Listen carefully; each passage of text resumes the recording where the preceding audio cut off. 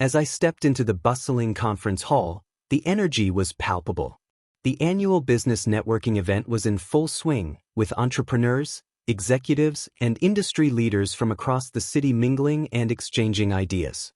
I had been looking forward to this event for weeks, eager to connect with like-minded professionals and perhaps find new opportunities for collaboration. The venue was impressive, a modern convention center with soaring ceilings and sleek decor. Clusters of people gathered around high-top tables, their animated conversations punctuated by the clink of glasses and occasional bursts of laughter. I took a deep breath, straightened my blazer, and made my way into the crowd. I had barely taken a few steps when a tall, well-dressed man in his mid-40s approached me with a confident stride. His crisp suit and perfectly coiffed hair exuded an air of success, and I found myself instinctively extending my hand for a greeting. However, before I could even introduce myself, he launched into what I can only describe as a monologue about his latest business venture. The man began by boasting about the profits his company was pulling in, his voice carrying a hint of smugness.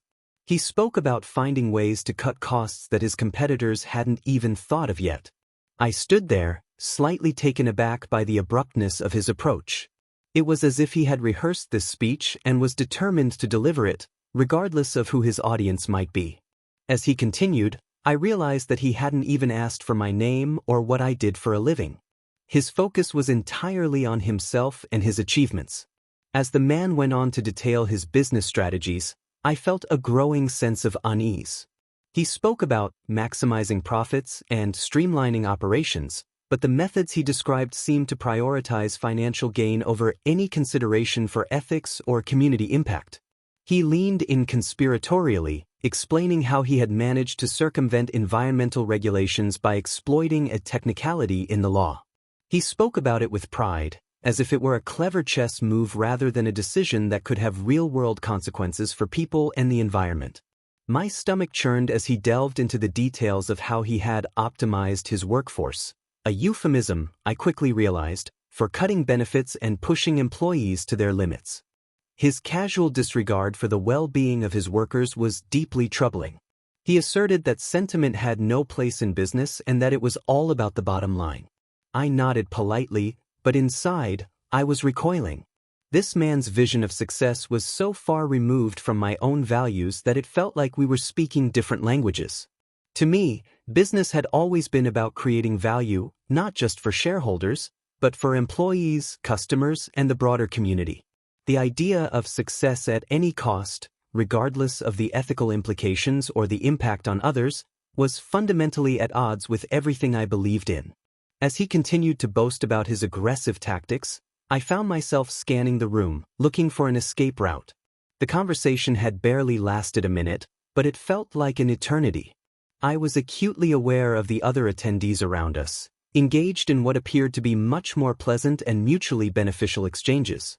It wasn't just the content of his words that bothered me, it was the underlying attitude they revealed. There was a complete lack of empathy for the people affected by his business decisions. He spoke about laying off employees as if he were discussing moving chess pieces, with no consideration for the lives he was impacting. His enthusiasm for exploiting legal loopholes to avoid environmental regulations showed a disregard for the long-term consequences of his actions on the community and the planet. As I listened, I couldn't help but think about the businesses I admired, those that had managed to achieve success while maintaining a strong ethical foundation. I thought about companies that prioritized their employees' well-being, invested in sustainable practices, and gave back to their communities. These were the kinds of businesses I aspired to work with and emulate, not the cutthroat, profit-at-all-costs model this man was advocating. The contrast between his values and mine became increasingly stark with each word he uttered. I found myself wondering how someone could be so disconnected from the human element of business. Did he not realize that his employees were real people with families, dreams, and financial obligations?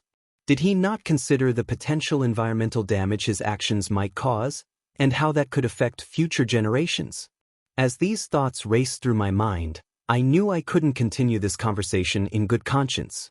Our values were fundamentally different, and no amount of networking or potential business opportunity was worth compromising my ethical standards. I politely excused myself from the conversation, citing a need to greet another acquaintance across the room.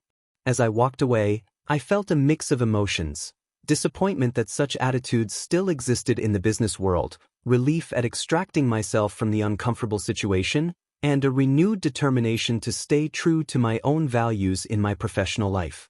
The encounter left a lasting impression on me.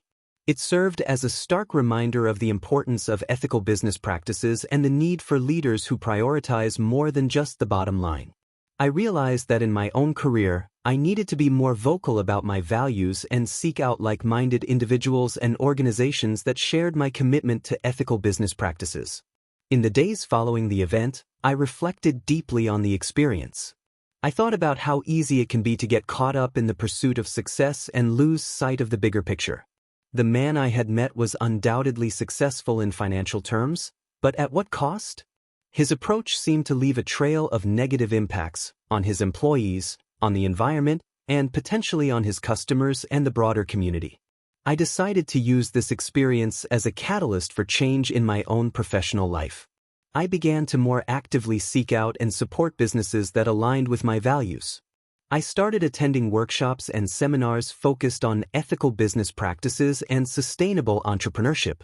I even began mentoring young professionals, emphasizing the importance of maintaining integrity and considering the broader impact of business decisions. The encounter also made me more aware of the power of first impressions in networking situations. I realized how important it is to approach these interactions with genuine interest in the other person, rather than just looking for opportunities to promote oneself. I made a conscious effort to improve my own networking skills, focusing on building authentic connections rather than just exchanging business cards. As time went on, I found that this commitment to ethical business practices actually opened up more opportunities than it closed off. I connected with a community of like-minded professionals who shared my values, and together we were able to collaborate on projects that were both profitable and socially responsible.